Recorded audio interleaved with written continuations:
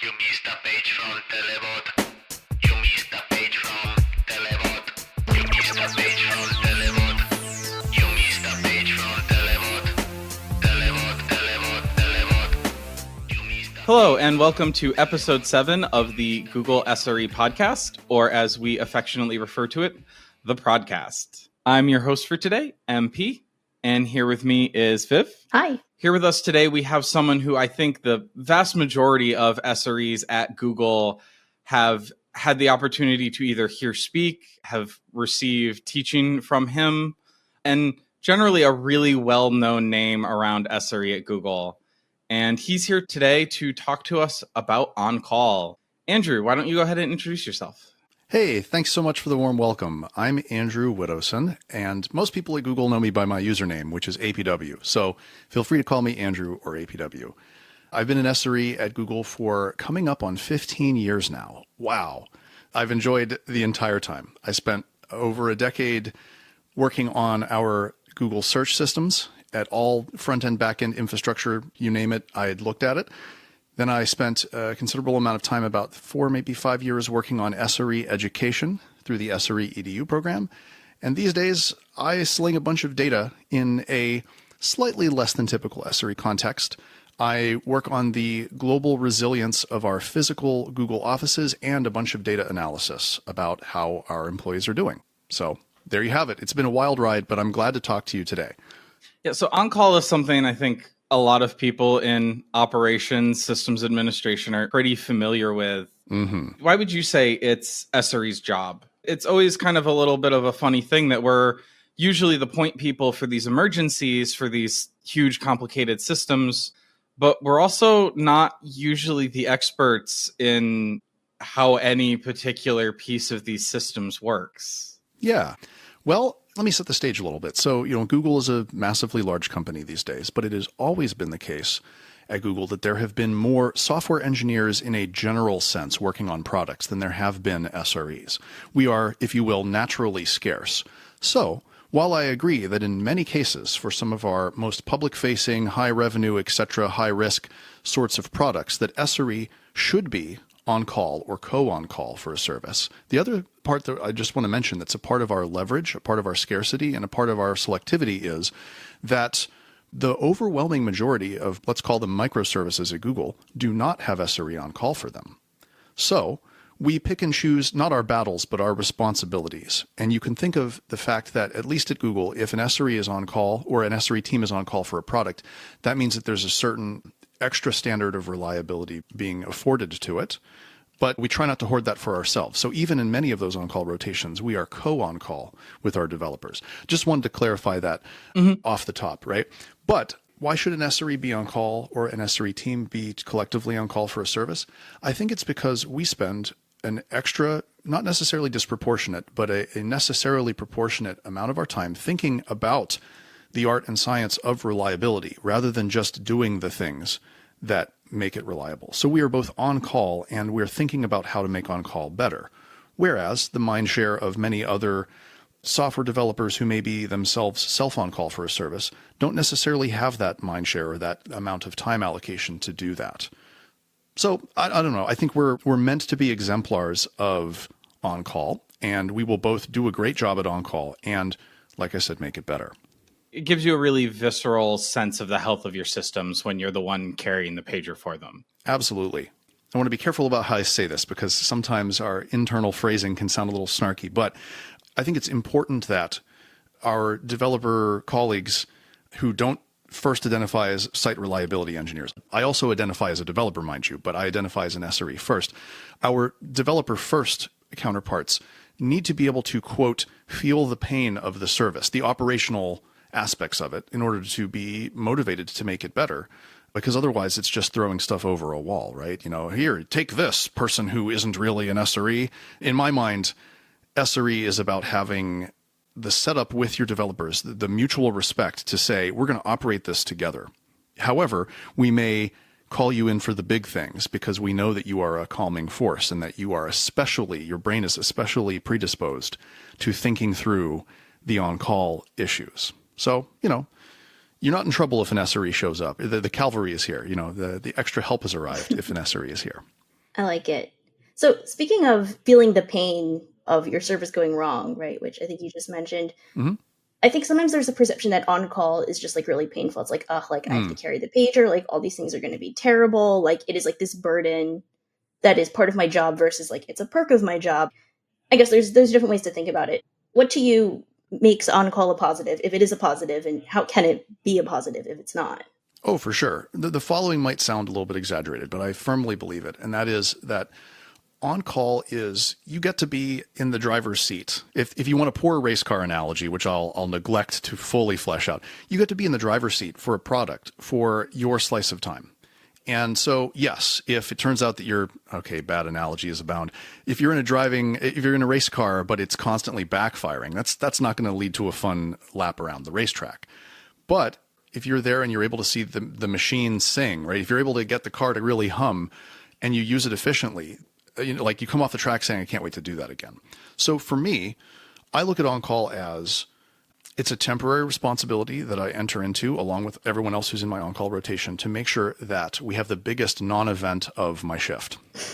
So, but that being said, let's go straight into the painful on-call shift. So again, the following is a cultural aspect of how Google treats its production operations. And it doesn't necessarily mean that this is right for everyone, but we have, as an homage or an honor to one of our almost founding members of the SRE org, Ben Sloss, we've named like a fatigue limit, which we've incorrectly called the trainer limit. His last name is Sloss. We should call it the Sloss limit, whatever. We have this limit named after our grand poobah, which says if you get more than a certain number of incidents that happen per shift, then that's a sign that your SLAs may need to be adjusted, probably do need to be adjusted. I mean, it's not the case like, oh, I got paged 10 times today, and that's over a threshold of, let's call it 3, but this has only ever happened once. We should take radical action. No, of course not. But if you look over some smoothed window of time and you realize that the amount of time you spend doing follow-through on your incidents, on your outages, which there's always a certain amount of follow-through, right? Helping to co-author postmortems or seeing a fix through to production. If that is over a certain threshold, you will end up in some sort of cumulative failure, like a stack of dominoes falling over, where you're like, oh, but I can't write a postmortem because I'm getting paged again. Oh, I guess I can't write the postmortem. That sort of thing is really bad. So we look, at least at Google, with the thresholds that we've set. And again, what even is an incident? It can be the measuring and the math that we particularly use is less interesting than the philosophy behind it, which is the SRE, or really any production-oriented on-caller, has a certain mental fatigue limit that we both don't want to get up close to, but we want to very carefully defend ever getting close to, sustainably, so that people can say, I'm not depleted by my on-call shift. Instead, I'm intrigued or refreshed, best case. Or nothing happened. I was bored with my on-call shift. That's okay too. So anyway, that's kind of my take on making sure that you have a sort of balanced thing and having the managerial and cultural support to say, this on-call rotation isn't sized right for the number of incidents or the SLA that it has or the number of people involved, etc.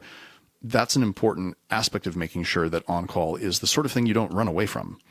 Yeah, so something I've noticed that is not a standard across teams, but is a common practice, is to actually have both an on-call and an on-duty rotation. Mm-hmm. How does this relate to that limit? Sure. So just to be clear, let's define what we mean by on-call and on-duty generally. So I think on-call is you are responsible for the vitality, the uptime, the responsiveness of the service during your shift. And on-duty means some sort of probably small quanta, but maybe high quantity of work that needs to be done, crank turning, answering tickets, answering support, whatever type of stuff.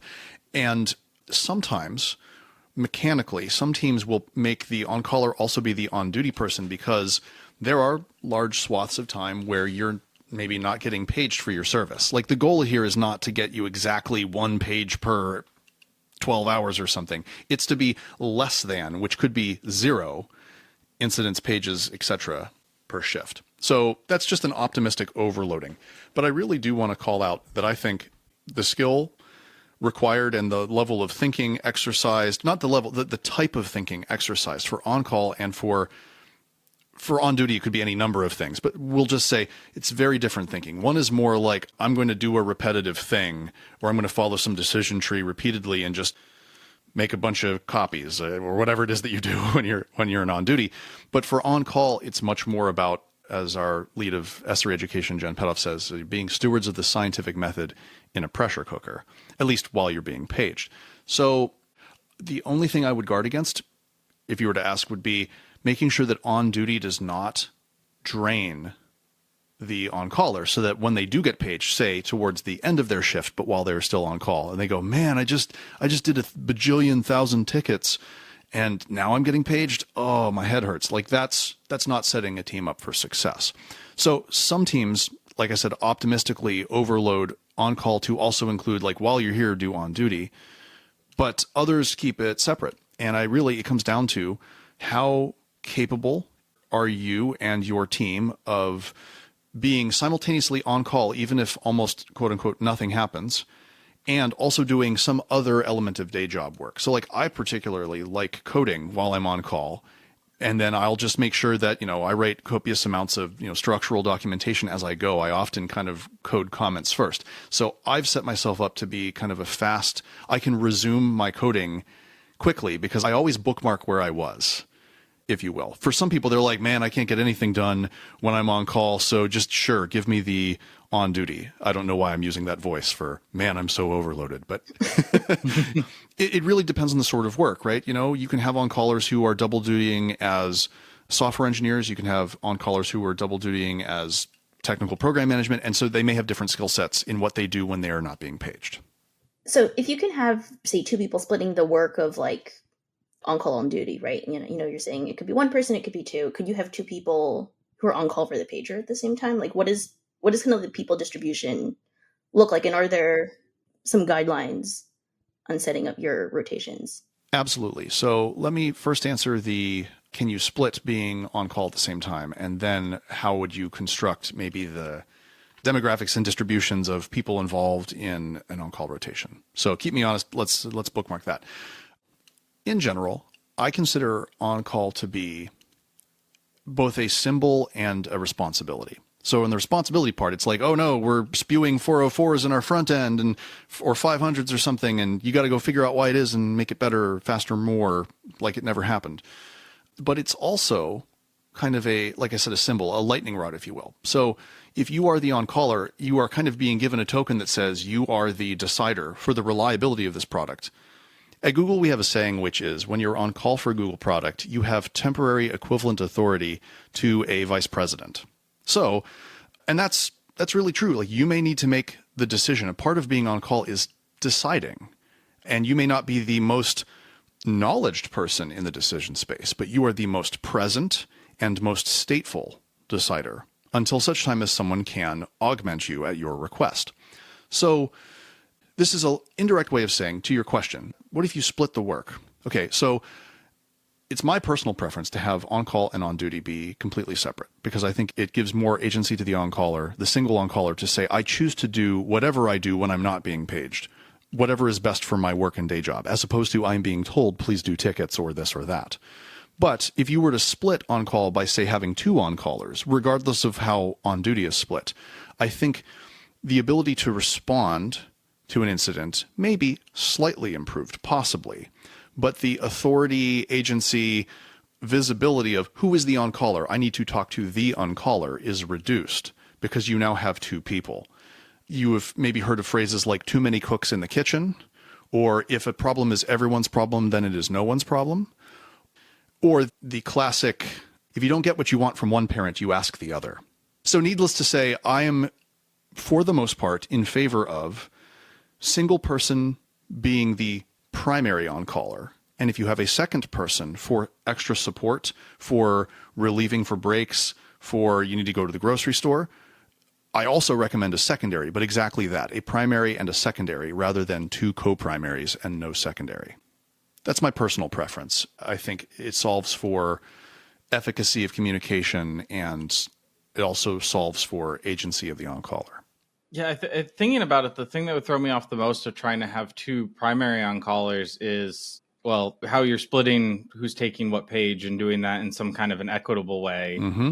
But even then, once you start, like if you're just kind of going back and forth, just alternating, there's a visibility loss there potentially. Yep. That as one page can be the consequence of the thing that happened 15 minutes ago and isn't actually a separate problem. Yes. The other argument I would make here is if you were to be so unlucky as to have two problems coming in short distance from each other, and it turns out that they are in fact completely unrelated or mostly orthogonal, having your secondary remain mentally fresh so that when you get paged again and you look at the thing and you go, oh, that's not related to this at all.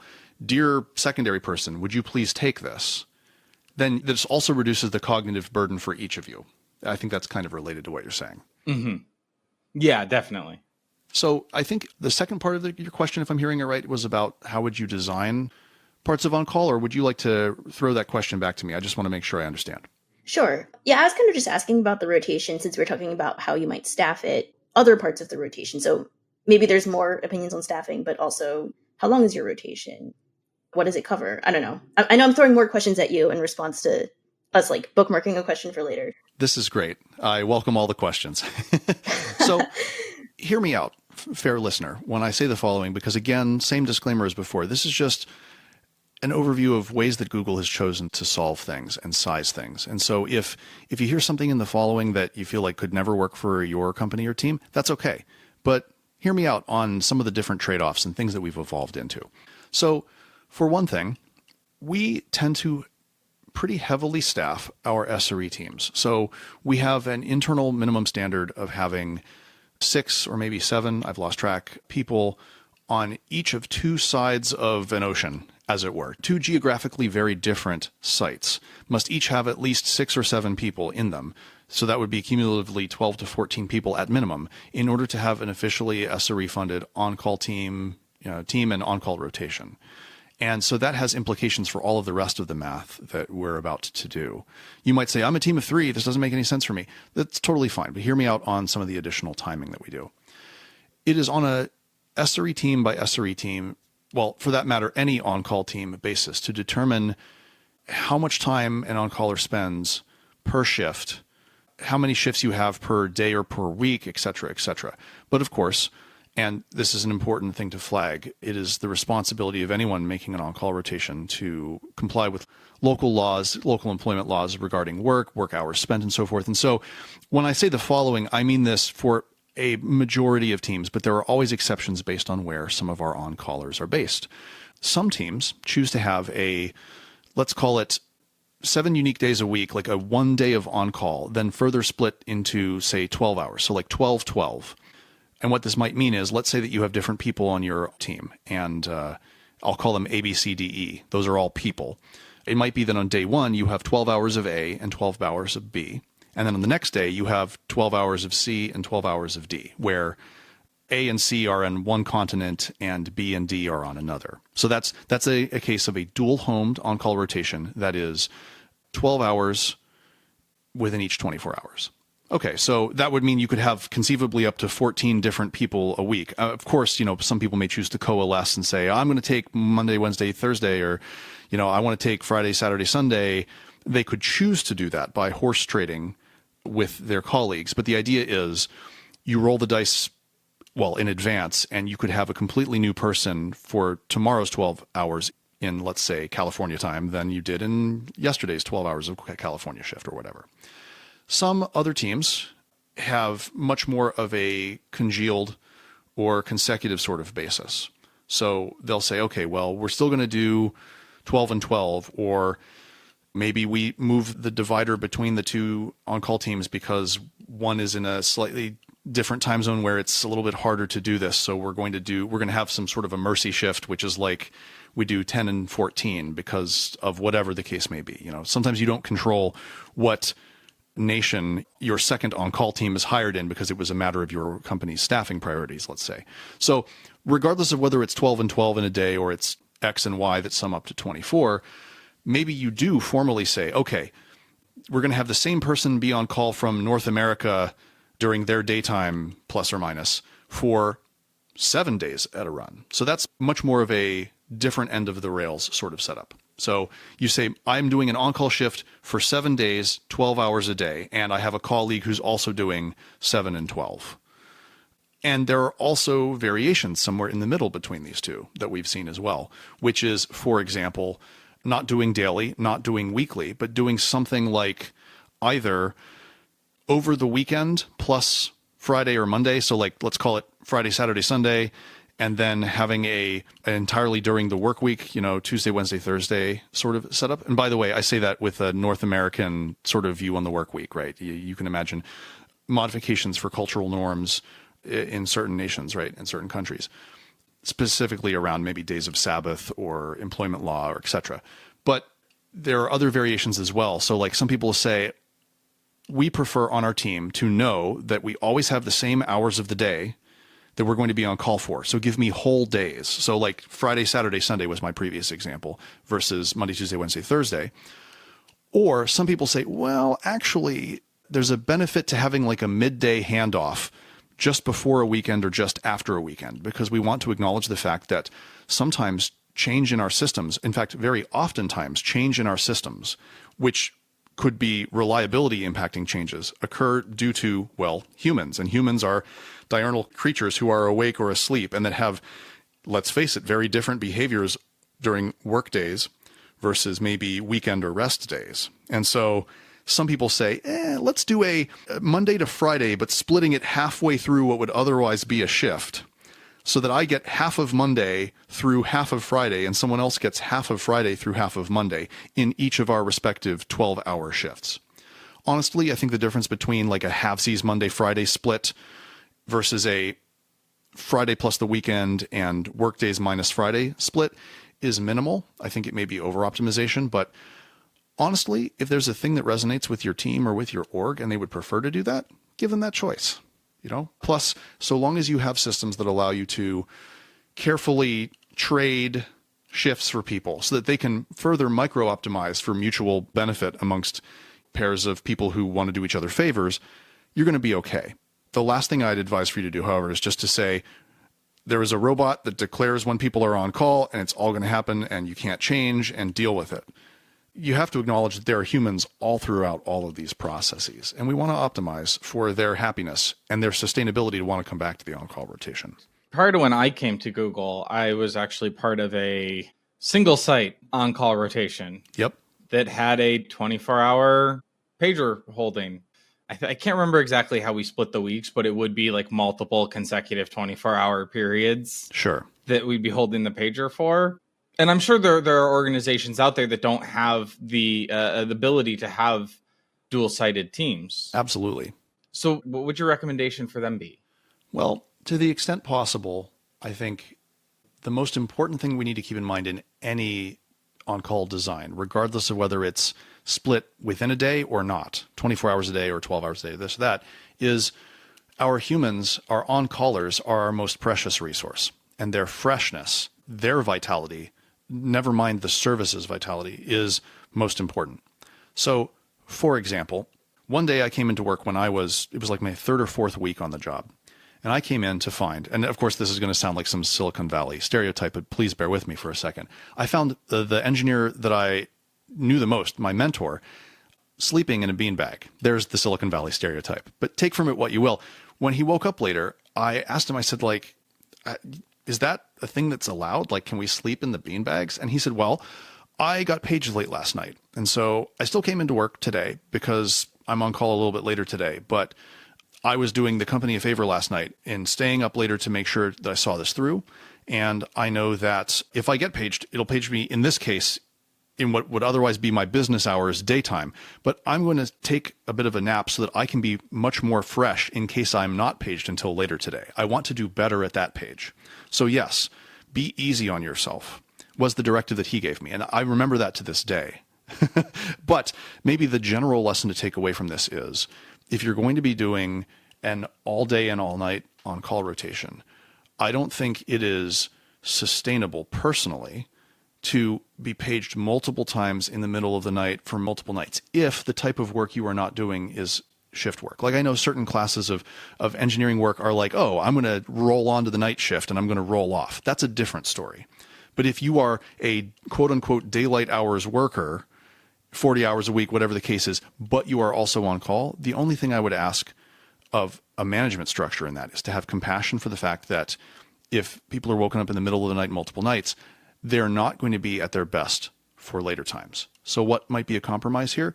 I would maybe suggest that maybe there's a policy like if you get paged in the middle of the night on multiple consecutive nights, that there's a mercy substitution, like you can avail of your colleagues to see if someone will take over the rest of your shift, knowing full well that most of the time, if things are sized right, crossing your fingers, this won't happen. But in the rare case that does, we let you tap out, is essentially what I'm saying.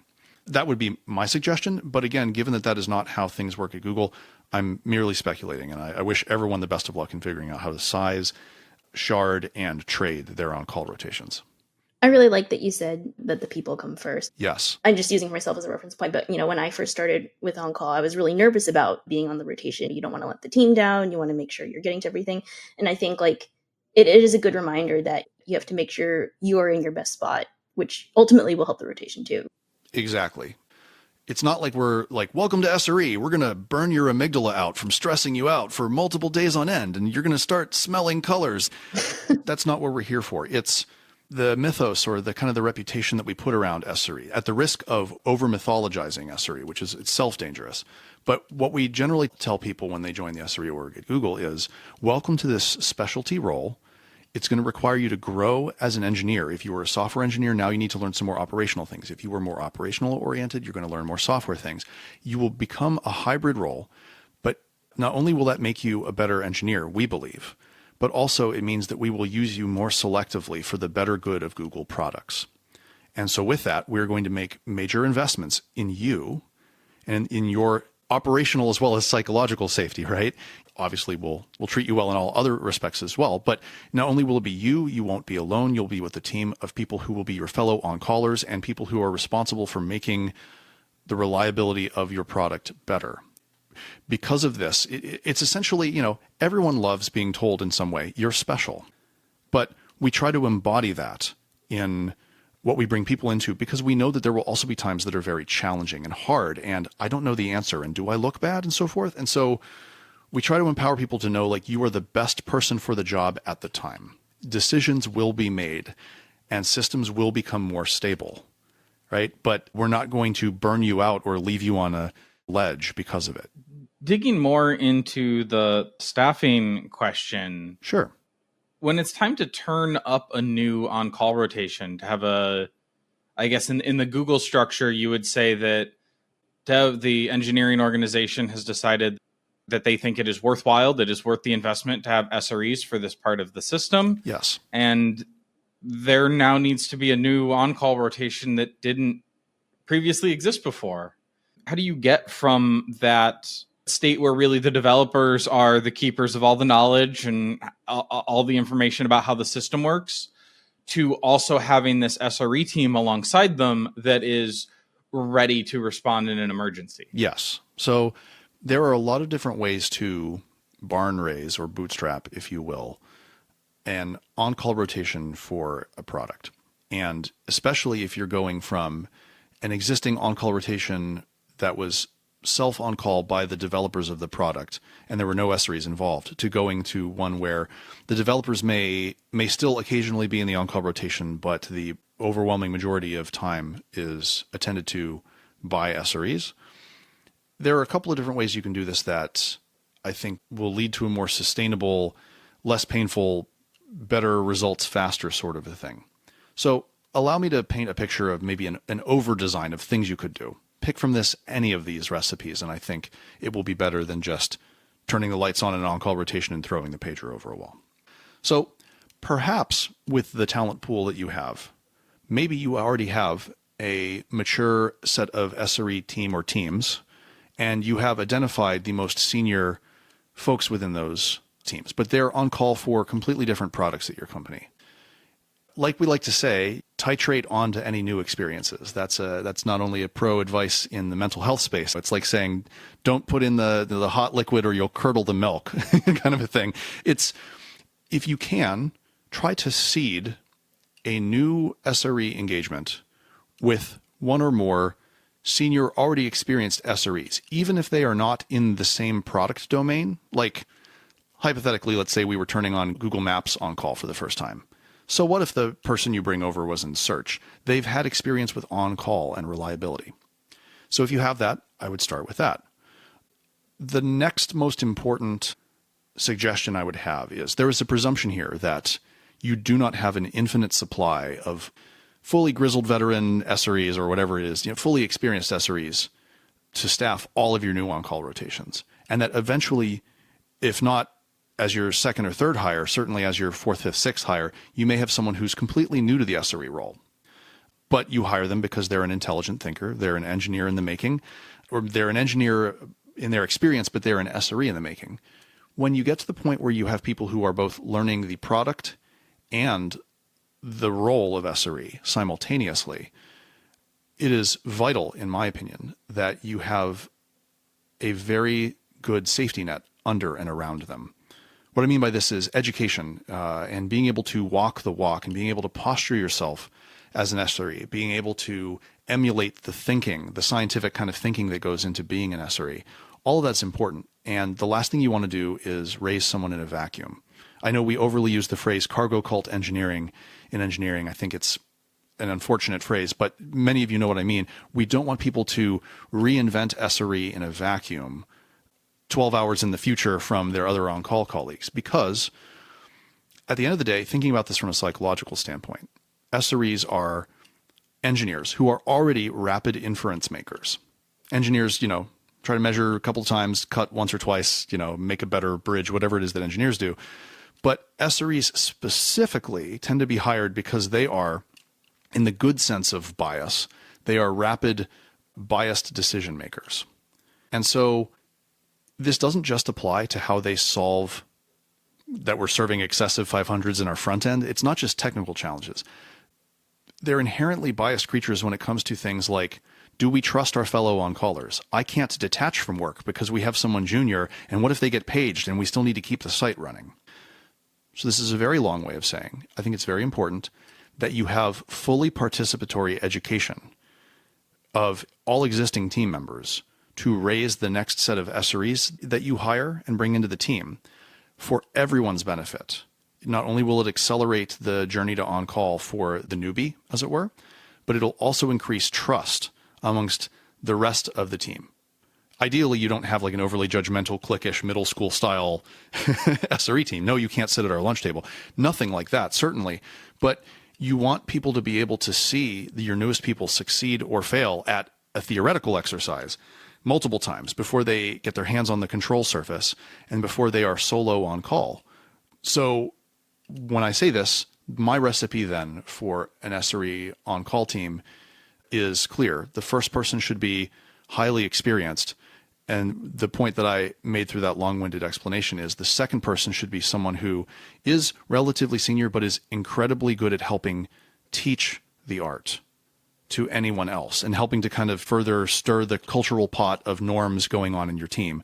And then the third plus folks can either be senior talent if you've got it or junior talent if you want to build it. But any way you slice it, you need to make sure that you have people who are good at norming the team as you go. There are other, of course, considerations at play as well, including when do you hire? Do you start with a 24-hour rotation or do you start with a 12 and 12 plus or minus? How do you make sure that both, assuming that you're dual homing your on-call rotation, both sites feel equally empowered and it's not that one is domineering over the other or that only decisions are made in the same time zone as where your developers live or something like this, right? There's a lot of that. But on the whole, in summary, in barn raising and on-call rotation, I look for super senior, like exemplars of the art, then teachers of the art, which can often also be exemplars of the art, and it ideally are, and then a healthy mix of people from different sorts of backgrounds within all of this. And again, I just want to encourage you to say that it's okay if an SRE comes from a radically different product within the company or elsewhere into an SRE team. If anything, as our biologists would say, this adds hybrid vigor. So it's great if you've got a front-end oriented person and a throughput or pipeline oriented person working in the same SRE team. Oh, and by the way, that new SRE team is a storage layer that isn't front-end or throughput.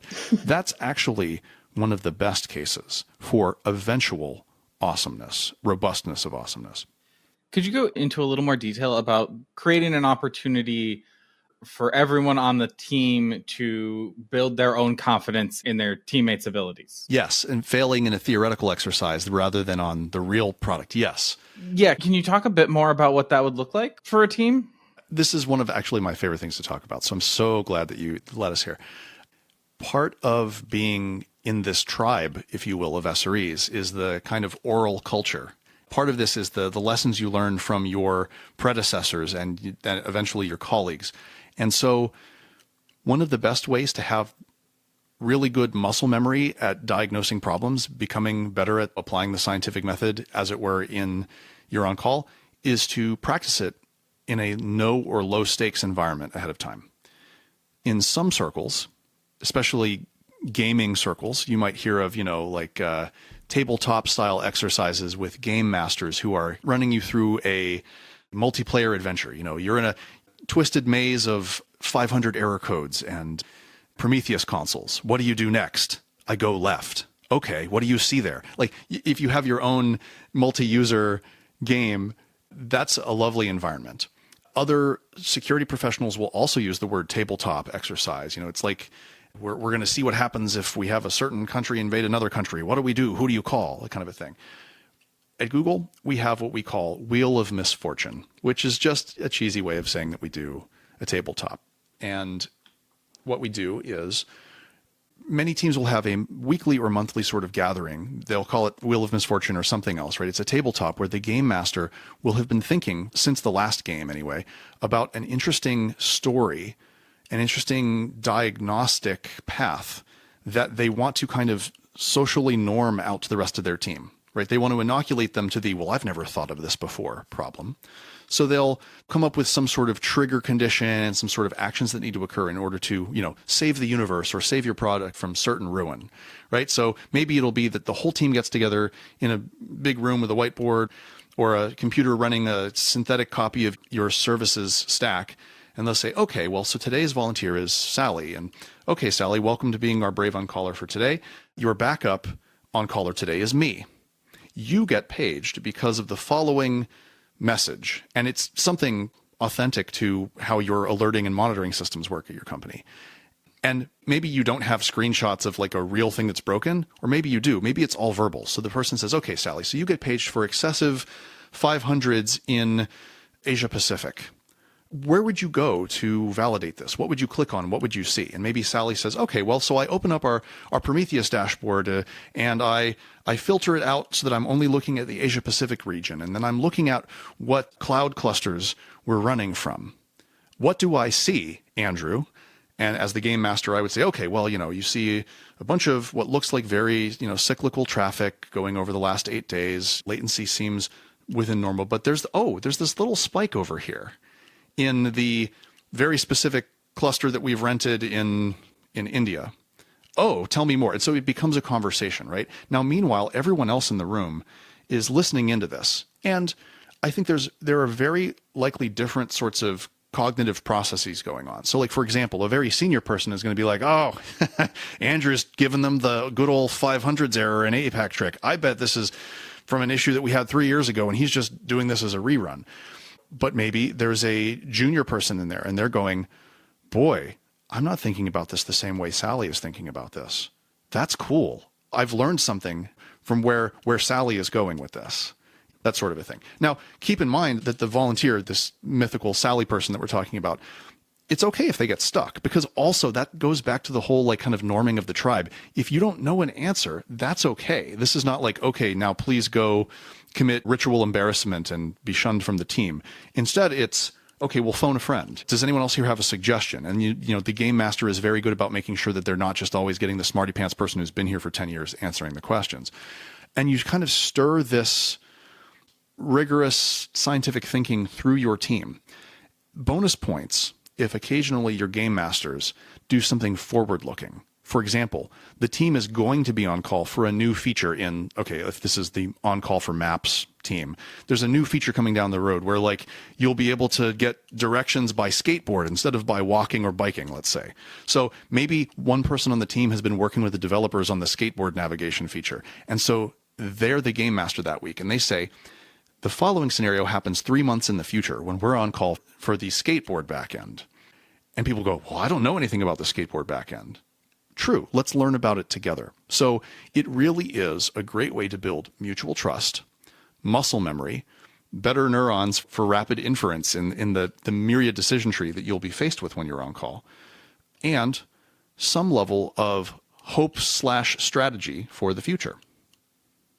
I love it, and I recommend it for anyone. You don't have to have played a bunch of role-playing games as a kid to become great at either participating in or proctoring a tabletop. You just have to have some interest in it, some willingness to be a bit verbal, a bit more communicating than you might be in your day-to-day sort of job, and be fascinated with how other people learn or how you want to learn. Absolutely. I also really like that, I'd just like to point out that, at least for Google, we have SRE EDU, which does do some kind of form of this, and that's, I guess, the training program for new SREs. And so you kind of get this up front of like, oh, like let's test out the waters. And exactly. I co-founded that group, and that was very, very important in our design. Was we wanted to make sure that people got a front row seat to theoretical fireworks so that they didn't have to be scared the first time, like, oh no, I'm letting Google down, right? Without giving too much of the secret sauce away, I will say that a really cool thing about being an SRE at Google is that in your second or third week on the job, you get to be on call for a hypothetical Google service, fully featured, but doesn't have any real users. It's just robots pretending to send clicks. And you learn both about how technologies at Google work and how they break. And then, why is this pager on my table going off? And before you know it, if you were given a lecture about internal corporate networking or production networking at Google, you're getting paged because of something that ultimately requires you to fix a part of the network that your stack runs on. And it's really cool. So by the end of the week, you've saved the universe 4 or 5 times. Of little consequence because that universe is synthetic, but it's a real conversation starter and it's a real memory jogger. So what can you take away from this as maybe a listener of the podcast? That is semi-realistic but low stakes opportunities for your newest or your newest to have been transferred onto a team within your company. Opportunities for folks to test the waters out without becoming shamed or embarrassed are so key. And it shouldn't just be at the beginning. Ideally, it should be something that happens regularly for everyone, because then you've incentivized learning and getting better as a group, as opposed to, well, so-and-so's a screw up. It goes to the whole culture of blamelessness that we champion as being SREs. Well, thank you so much, Andrew. It has been an absolute pleasure talking with you today. It's been great to hear all of the knowledge and the insight that you have in this domain. I definitely don't think I'll think about on-call rotations quite the same after this conversation. Well, I'm really glad that y'all invited me on. I think it's wonderful that the podcast is now reaching larger audiences, and let's keep the conversation going, right? If people have any questions about what we've talked about today, come find me on LinkedIn or something like that, and I'll be happy to answer some more questions. But it's fascinating to me to see how the art and science of SRE has evolved both inside of Google and throughout the whole world. This is not a cliche when I say that I'm really excited to see what happens next. I'll be there, and I'll try to be refreshed enough to enjoy it, right? As I think we all should. So thanks again. Take care. Thank you. Take care. You